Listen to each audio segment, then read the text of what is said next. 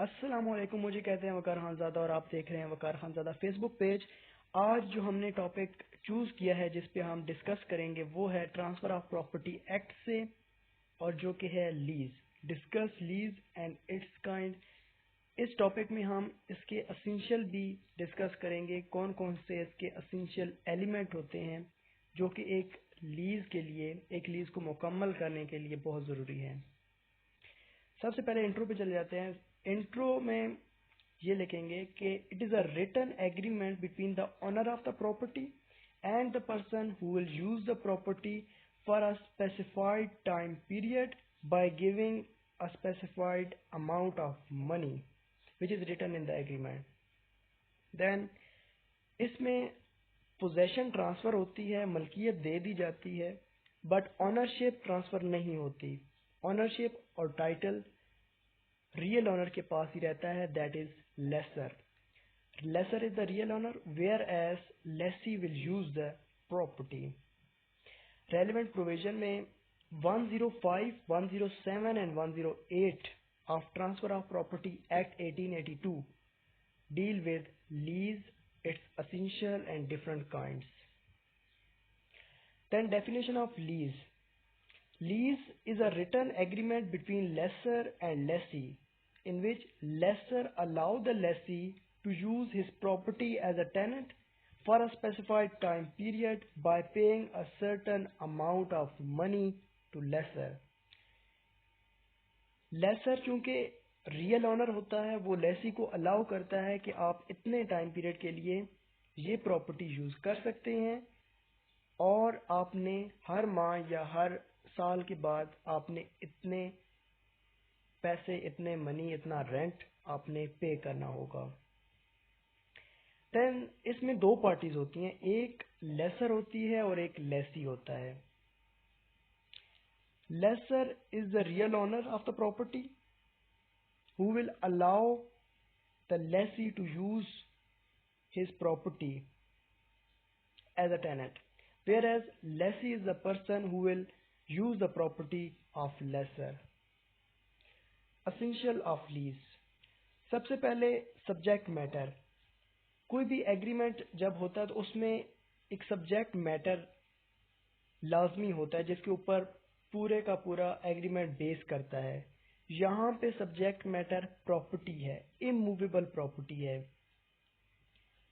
Subject matter के बारे में लीज एग्रीमेंट में लिखा जाएगा कि प्रॉपर्टी कहाँ पे है, प्रॉपर्टी कितने टाइम के लिए, वो कितने टाइम के लिए यूज की जाएगी, और प्रॉपर्टी की लेंथ कितनी है, विड्थ कितनी है।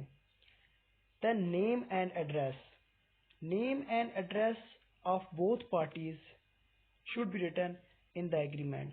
Lease agreement में name and address of lessor and lessee should be mentioned. साथ साथ जो प्रॉपर्टी की लोकेशन है वो भी रिटर्न होगी, प्रॉपर्टी का एड्रेस भी रिटर्न होगा लीज एग्रीमेंट में। Next, duration of lease. Lease कितने साल के लिए है, 10 साल के लिए है, 20 साल के लिए, 50 साल के लिए है, वो duration must be mention in the agreement. Next one is, कम से कम ड्यूरेशन जो है वो 1 ईयर की हो सकती है। Next one is termination of lease. अगर लेसर जो कि रियल ऑनर है प्रॉपर्टी का, वो लीज एग्रीमेंट को ख़त्म करना चाह रहा है तो उसको एक नोटिस देना पड़ेगा लेसी को, ताकि वो प्रॉपर्टी को खाली कर सके, और ये नोटिस एटलीस्ट 6 मंथ पहले देना पड़ता है रियल ऑनर को। Next one is security deposit. Security deposit का मतलब एडवांस पेमेंट होती है जो कि रेंट में भी पे की जाती है और लीज में भी पे की जाती है। कंसिडरेशन।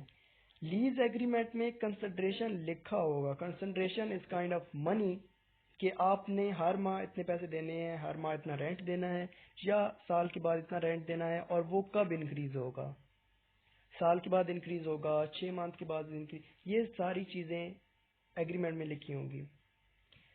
Repair and damages. अगर लेसी को बाद में पता चलता है कि प्रॉपर्टी में कोई डिफेक्ट्स हैं, कोई फॉल्ट है, कोई रिपेयरिंग के लिए कोई ज़रूरत है, तो वो सारे के सारी पेमेंट लेसर करेगा, जो कि प्रॉपर्टी का रियल ऑनर है, वो पेमेंट करेगा ताकि उन डिफेक्ट्स को दूर किया जा सके। Next is right of entry.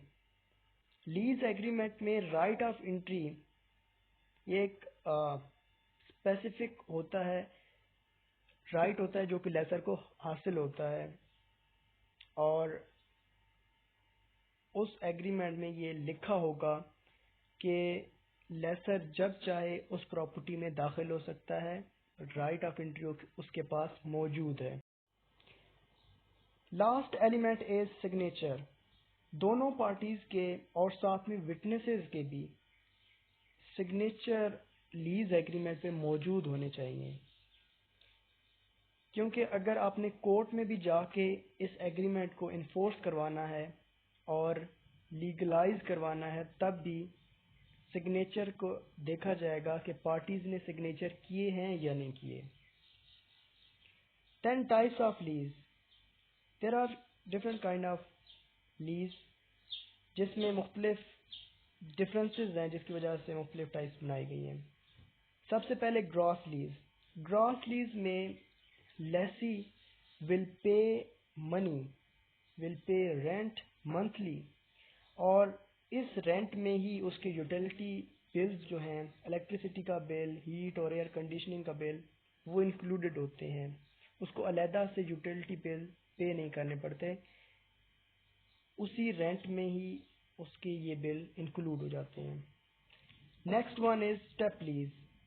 Step lease में जो रेंट है वो एवरी ईयर इंक्रीज होता है, जैसे जैसे ईयर बढ़ता जाएगा, चेंज होते जाएंगे साल जैसे जैसे, इसी तरह उसका जो रेंट है वो भी इंक्रीज होता जाएगा। Then cost of living lease. Cost of living lease में rent is increase with the general inflation. जैसे जैसे महंगाई बढ़ती जाएगी, रेंट भी इंक्रीज होता जाएगा। Single net lease. Tenant pays monthly rent after adding some other expenses. कुछ और एक्सपेंसेस डाल के तो tenant will pay the monthly rent. Then double net lease. In this type of lease, tenant will pay rent, also pay real estate taxes for the space occupied. Tenant एक तो rent पे करेगा और real estate taxes जो होते हैं, मुख्तलिफ ज़मीनों के टैक्स होते हैं प्रॉपर्टी के, तो वो भी पे किए जाएंगे by the tenant. Last one is triple net lease.